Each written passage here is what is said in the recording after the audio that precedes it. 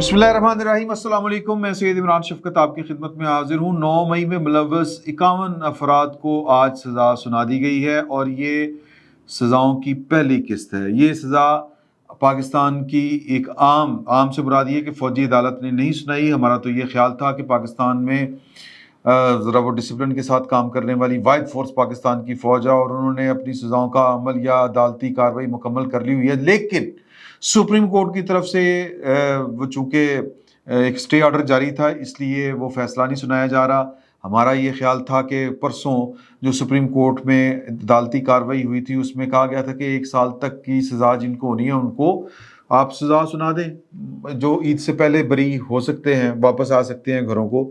लेकिन आप जवाब देखें जो जवाब आया उन्होंने, मेरा ये ख्याल था कि फ़ौजी अदालतें वो वाले मुकदमात जिनकी मशरूत इजाज़त सुप्रीम कोर्ट ने दी है वो फ़ैसला सुना देंगी आज नहीं तो कल।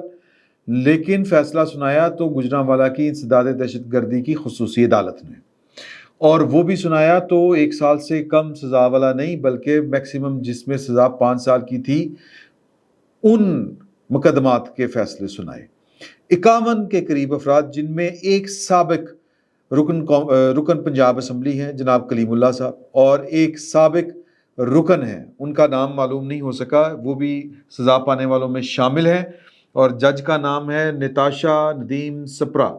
इन्होंने ये फ़ैसला मुख्तसर सुनाया है और जो है वो आप यानी तफसीली फ़ैसला बाद में आएगा।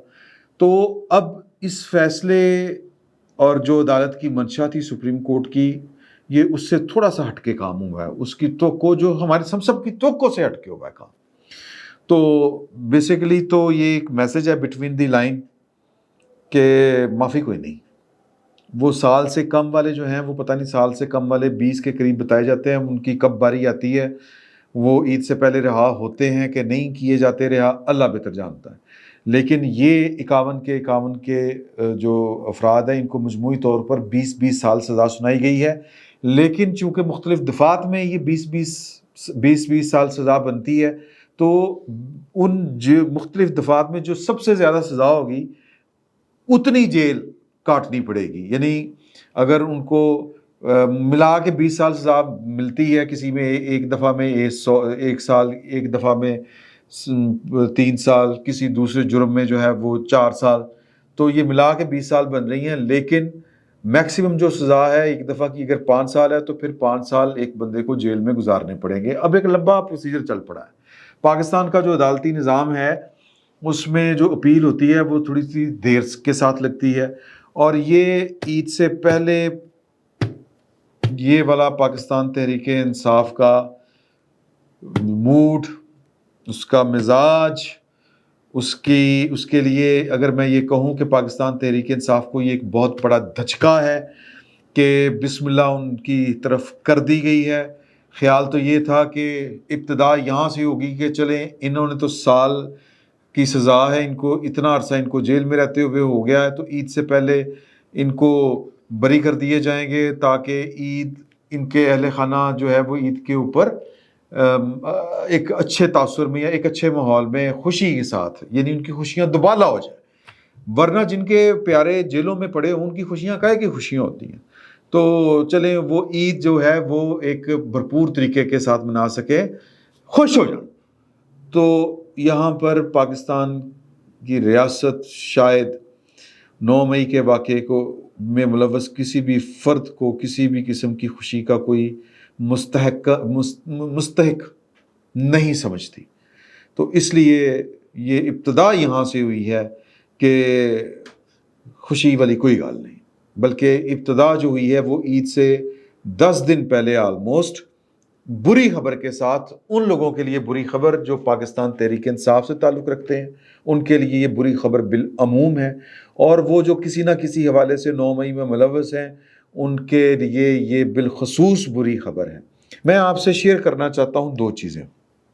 एक तो ये कि गुजरांवाला वाला जो था ना वाक़या, गुजरांवाला कैंट के ऊपर हमला जो किया गया था, वो ये सारे के सारे बेचारे मासूमियत में मारे गए।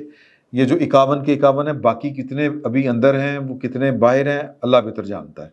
लेकिन ये मेरा ख्याल है कि ये जितने हमले हुए थे 9 مئی کو جتنی ملک بھر میں وارداتیں ہوئی تھی، میرا خیال ہے کہ یہ سب سے لیس جو جرم تھا وہ ان کا تھا۔ انہوں نے جب پتہ ان کو چلا کہ لاہور فتح ہو گیا، کور کمانڈر میں مجاہدین جو ہیں اور جو انقلابی ہیں وہ گھس گئے ہیں، اور انہوں نے وہاں پر پاکستان کا پرچم اتار کے پاکستان تحریک انصاف کا پرچم گاڑ دیا ہے، اور عمران خان صاحب جو ہیں وہ وکٹری کے نشان بناتے ہوئے انقلاب انقلاب کرتے ہوئے اسلام آباد سے نکلیں گے، اور پنڈی سے ہوتے ہوئے وہ کیا کہتے ہیں تاج و تخت تاراج کرتے ہوئے آگے بڑھیں گے۔ تو وہ اب اپنے مقامی لیڈر کو خوش کرتے ہوئے ٹی وی پہ انہوں نے سنا، ان کو فون کے اوپر بتایا گیا کہ جی کہ لاہور تے فتح کر لیا، تو اسی بھی نکل آئے ہیں۔ یہ ورڈنگ تھی ان بلوائیوں کی، میں یہ احتجاج کرنے نہیں نکلے ہوئے تھے، یہ باقاعدہ گجرانوالہ راہ والی کینٹ کو فتح کرنے نکلے تھے۔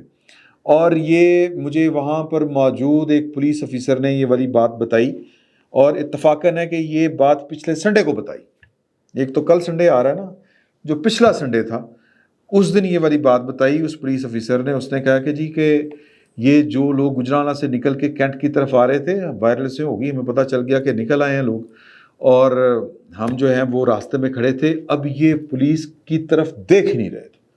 پولیس کو تو یہ سمجھ رہے تھے کہ جیسے پولیس کا یہاں پر وجود ہی کوئی نہیں، اور کس مائنڈ سیٹ کے آ رہے تھے کہ ایسے تو فوج کو اٹھا دیتا ہے، پاکستان دی فوج دا رگڑا کر دیتا ہے اسی، یہ اس مائنڈ سیٹ کے ساتھ آ رہے تھے۔ ان کے جو لیڈر ہیں یعنی تحریک انصاف کے، وہ ان کو بتا رہے تھے کہ لاہور ہمارے جوانوں نے فتح کر لی ہے، کور کمانڈر کو دوڑ لواتی ہے، کور کمانڈر کے ہاؤس کے اندر گھس گئے ہیں، قبضہ ہو گیا، اللہ اللہ خیر صلی اللہ۔ اب یہ ثانوی ایک اس سے کم درجے کا محاذ فتح کرنے نکلے تھے کہ وہ تو قبضہ پورے اپنا قبضہ کر لو۔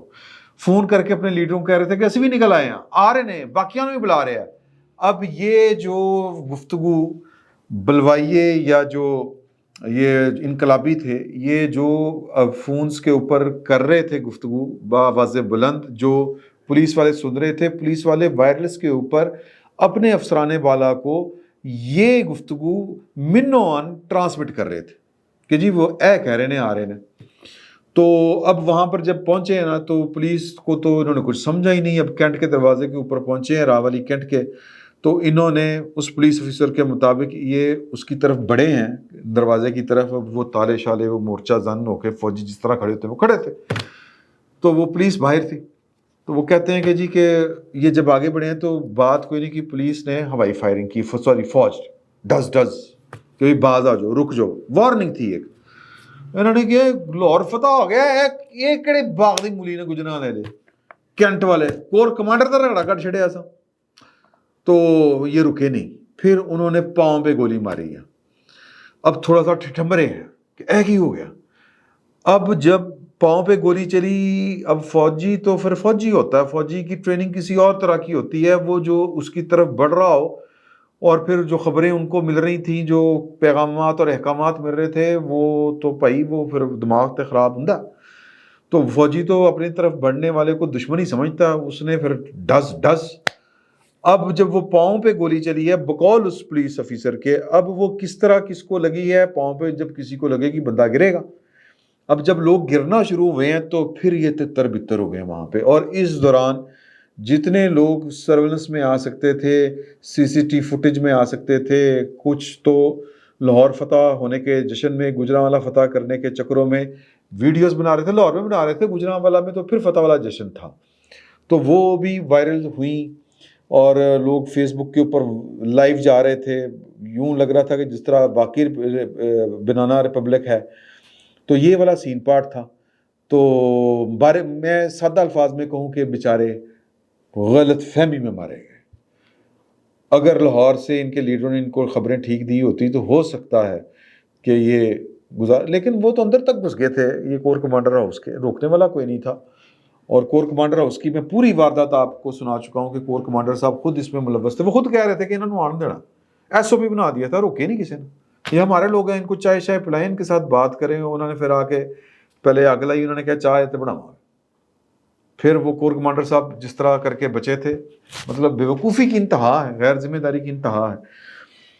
اسی طرح گجرانوالہ کے بعد یہ تو فیصلہ ہو گیا نا جی، اب آئیں گے اب جو ہے وہ یہ بسم اللہ ہو گئی ہے، اب فیصلے سزائیں سنائی جائیں گی، لاہور میں ہے، فیصل آباد میں ہے، کراچی، پتہ نہیں کیا، مطلب پورے ملک میں جہاں جہاں پر بھی یہ بلوے ہوئے تھے ہر جگہ پہ مقدمے چل رہے ہیں، مقدموں کی سماعت آلموسٹ مکمل ہو چکی ہے، فیصلے محفوظ ہیں، اب یہ بسم اللہ شروع ہو چکی ہے۔ کور کمانڈرز کانفرنس کا اعلامیہ، میں صرف آپ کی توجہ اس طرف دلوانا چاہتا ہوں۔ انہوں نے کہا تھی کہ 9 مئی کو فراموش نہیں کیا جا سکتا۔ وزیر اعظم کہتا ہے آپ کا 9 مئی کو فراموش نہیں کیا جا سکتا، آپ کا صدر کہتا ہے کہ 9 مئی کرنے والوں کو کے ساتھ بات نہیں ہو سکتی، آپ کی ایک بڑی پولیٹیکل پارٹی کے چیئرمین بلاول بھٹو زرداری صاحب کہتے ہیں کہ نہیں، ان کے ساتھ بات نہیں ہو سکتی۔ اکڑی اے امریکہ دے آسرے تے بیٹھے نے کہ ڈونلڈ بلوم آئے گا جیل میں ملاقات کرنے، تو میں جناب ڈونلڈ بلوم کی شکایت لواں گا میں، اور بل گیٹس جو ہے وہ بل گیٹس نہیں، وہ ٹرمپ جو ہے وہ الیکشن جیت رہا ہے، میں باہر آ رہا ہوں۔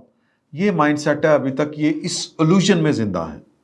مروا دیے انہوں نے لوگوں کے بچے، یہ جو 51 لوگ جن کو سزائیں ہوئی ہیں، ان کے گھروں میں کوحرام مچا ہوگا عید سے پہلے، آج کے دن عید میں 10 دن رہ گئے، خان صاحب نے مروا دیے لوگوں کے بچے۔ اب انہی مقدمات میں موت کی سزائیں ہونی ہیں، انہی مقدمات میں 9 مئی کے واقعات میں یا مقدمات میں ملوث لوگوں کو عمر قیدیں ہونی ہیں۔ کدی ماں نو ماسی آکھن گے، سوچنا چاہیے تھا، نہیں سوچا۔ میں فیصل آباد والا آپ کو آخری واقعہ بتانے لگا ہوں۔ فیصل آباد میں آئی ایس اے کے دفتر کے اوپر آپ کو پتہ ہے کہ اسی طرح ہی حملہ ہوا تھا، تو وہ جو وہاں کا انچارج تھا آفیسر، اس نے اپنے متعلقہ امیجیٹ باس کو فون کیا، انہوں نے کہا کہ سر اس طرح لوگ آ رہے ہیں، تو یہ سی سی ٹی وی فوٹیج میں بھی ہیں، وہاں پر شنید ہے کہ وہاں پر رہائشیں بھی ہیں، کچھ افسران جو ہیں وہ وہیں پہ رہتے ہیں اہل خانہ سمیت، تو یا نہیں رہتے، بہرحال جو بھی ہے یہ پکی انفارمیشن نہیں ہے۔ تو انہوں نے پوچھا، انہوں نے کہا کہ سر میرے لیے کیا حکم ہے؟ میں نے کہا حکم کیا ہے؟ آگے سے اس آفیسر نے اس کو کہا تمہارے گھر میں اگر کوئی اس طرح داخل ہونے کی کوشش کرے تو تم کیا کرو گے؟ میں دفاع کروں گا۔ انہوں نے کہا تو کرو۔ میں نے سر میں گولی چلا دوں گا۔ انہوں نے کہا تو چلاؤ، تم نے گھر بچانا ہے اپنا، یہ دفتر تمہارا گھر ہے، وہ کرو جو تم بہتر سمجھتے ہو۔ بس ختم ہو گیا۔ پوائنٹ اس میں یہ ہے کہ اب یہ مقدمات ہائی کورٹ، سپریم کورٹ، یہ بیچارے تو پاکستان کا جو عدالتی نظام ہے، یہ 51 جو جن کو سزا ہوئی ہے، یہ تو اب رہ گئے یہ اور ان کے لواحقین عدالتوں کے چکروں میں، یہ ان کی باقی زندگی اب عدالتوں کے نام، یا تو 5 سال چپ کر کے بیٹھے رہو، اور بڑا وقت ہوتا ہے سر، ایک دن گزارنا بڑا مشکل ہے۔ باقی جو فیصلے ہوں گے وہ آپ اچھی طرح سے جانتے ہیں۔